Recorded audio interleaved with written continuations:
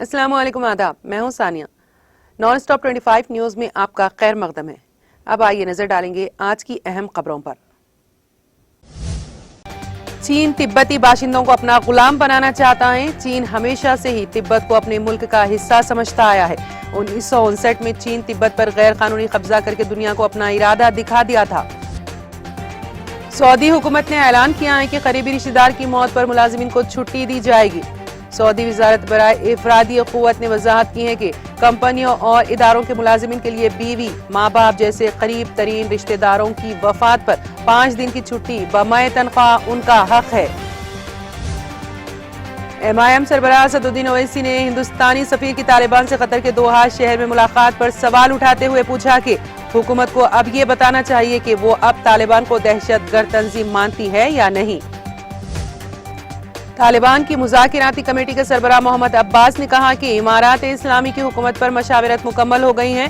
ख़वातीन की शमूलियत के साथ नई कमेटी का ऐलान 3 रोज में हो जाएगा। किसानों पर लाठीचार्ज से नाराज किसान लीडर राकेश टिकैत ने कहा कि ये RSS के लोग गोडसे का मंदिर बनवाना चाहते हैं। जो महात्मा गांधी के कातिलों को पूछते हैं वो किस तरह का नेशनलिज्म फैला रहे हैं। जमीयतुल उलमा मध्य प्रदेश ने गाय को कौमी जानवर का दर्जा दिए जाने की इलाहाबाद हाई कोर्ट की तजवीज का खैर मकदम किया। मजीद हुकूमत से मुतालबा किया कि गाय की खरीदो फरोख्त पर पाबंदी आयद करने के साथ गाय को मारने वालों को फांसी की सजा देनी चाहिए। सैयद अली शाह गिलानी के इंतकाल पर डॉक्टर मोहम्मद मंजूर आलम का इजहार ताज़ियत। ऑल इंडिया मिली कौंसिल के सेक्रेटरी मंजूर आलम ने कहा कि सैयद अली गिलानी बर्रे सगीर की नामवर शख्सियत थे। उन्होंने लंबी उम्र पाई और इस उम्र का बड़ा हिस्सा मुख्तलिफ समाजी और सियासी सरगर्मियों में मसरूफ रहकर गुजारा।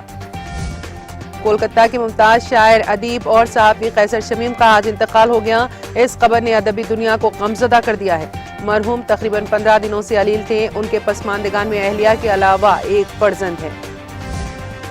मुनव्वर राना की मुश्किलात में इजाफा। गिरफ्तारी पर रोक लगाने से अदालत का इनकार। मुल्क के मशहूर शायर मुनव्वर राना को हाई कोर्ट की लखनऊ बेंच ने गिरफ्तारी पर रोक लगाने से इनकार कर दिया है। उनके जरिए दाखिल दरख्वास्त को भी कोर्ट ने खर्च कर दिया है। हैदराबाद के शमशाबाद एयरपोर्ट से तकरीबन आधा किलो सोना जब्त कर लिया गया है। आज एक मुसाफिर के कब्जे से 495 ग्राम सोना जब्त किया गया, जिसकी मालियत 24.14 लाख रुपए बताई जा रही है। दिल्ली असेंबली को लाल किले से जोड़ने वाली सुरंग दरियाफ्त। दिल्ली असेंबली के सदर राम निवास ने इस मामले की इत्तला दी है। जगतियाल जिले में डबल बेडरूम मकानात की तकसीम में ताखीर पर इस्तेफादा कुनिंदगान ने ताले तोड़कर मकानात पर लिया कब्जा, क्योंकि उन्हें अभी तक मकानात हवाले नहीं किए गए थे। अब ट्विटर पर गालियां देना पड़ेगा महंगा। अकाउंट 7 दिन तक किया जा सकता है ब्लॉक। इसकी जानकारी ट्विटर ने अपने ब्लॉग पोस्ट में लिख कर दी। कहा सारे फैन अब खुद को आरामदेह महसूस करेंगे। यूपी में बुखार का कहर। सरकारी अस्पतालों में 400 से ज्यादा मरीज दाखिल। यूपी के दारुल हुकूमत समेत आगरा, बनारस, गोरखपुर, बस्ती वगैरह में महकमे सेहत में हलचल मची हुई है। लोग वायरल बुखार से जाँ बहक हो रहे हैं। दिल्ली कत्ल और इस्मत दरी की शिकार खातून के लिए लोगों ने कैंडल मार्च निकालकर इंसाफ का मुतालबा किया। दिल्ली सरकार में सिविल डिफेंस में तैनात थी राबे सैफी। कुछ दिन पहले वहशियाना तरीके से उनका कत्ल कर दिया गया था। अब तक इस मामले में पुलिस ने कोई बड़ी कार्रवाई नहीं की है। अनंतनाग में सख्तियां दूसरे रोज भी बदस्तूर जारी। सख्त गिर मौकूफ रखने वाले अलहदगी पसंद रहनुमा सैयद अली शाह गिलानी के इंतकाल पर इंतजामिया की जानिब से एहतियाती तौर पर दूसरे रोज भी बंदिशें बदस्तूर जारी हैं। इलाहाबाद हाईकोर्ट ने कहा कि साइंसदान मानते हैं कि गाय वाहिद जानवर है जो ऑक्सीजन लेती है, ऑक्सीजन ही खारिज भी करती है। इसके अलावा गाय का दूध, इससे तैयार करदा दही और घी, इसके गोबर कई बीमारियों में मुफीद है।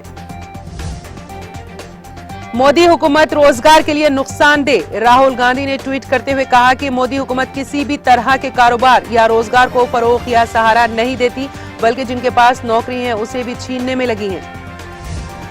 उमर खालिद की जमानत पर समाअत आज। दिल्ली की एक कोर्ट आज दिल्ली तशद्दुद में मुलजिम उमर खालिद की दरख्वास्त जमानत पर समाअत करेगी।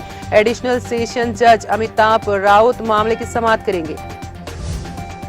पीयूष गोयल से तेलंगाना के बुजरानी की दिल्ली में मुलाकात। इस ज़िमन में बुजरानी नेशनल डिजाइन सेंटर के क़याम और धान की खरीदारी के लिए फूड कॉरपोरेशन ऑफ इंडिया के जरिए मदद की ख्वाहिश जाहिर की। टोक्यो पैरालंपिक में परवीन ने चांदी का तमगा जीतकर अपने इलाके का नाम रोशन किया। गौरतलब हो कि मर्दों के लॉन्ग जंप में चांदी का तमगा जीतकर दुनिया के नंबर 2 खिलाड़ी बनने का एजाज भी हासिल किया।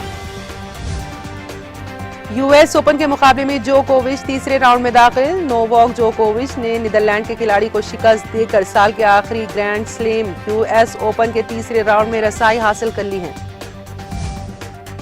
चौथे टेस्ट के पहले दिन के खेल में हिंदुस्तान 191 रन पर ऑल आउट। इंग्लैंड के भी 3 विकेट गंवाए। तेज गेंदबाज शार्दुल ठाकुर और विराट कोहली की निस्फ सेंचुरी के बदौलत हिंदुस्तान ने पहली इनिंग्स में 191 रन बना पाए। सायरा बानो अब भी आईसीयू में दाखिल। डॉक्टर के मुताबिक दिल की तशखीस के बाद सायरा बानो को एंजियोग्राफी का मशवरा दिया गया, लेकिन सायरा बानो ने ऑपरेशन कराने से इनकार कर दिया। सिद्धार्थ शुक्ला की मौत पर शहनाज गिल का छलका दर्द। उन्होंने अपने वालिद से कहा कि अब कैसे जी पाऊं पापा, वो मेरे हाथों से दुनिया छोड़कर चला गया। वाज़ेह रहे शहनाज गिल कई मर्तबा सिद्धार्थ से अपनी मोहब्बत का इजहार कर चुकी हैं। अब इसी के साथ नॉन स्टॉप 25 न्यूज यहीं पर खत्म होती हैं। अब इजाजत दीजिए, खुदा हाफिज।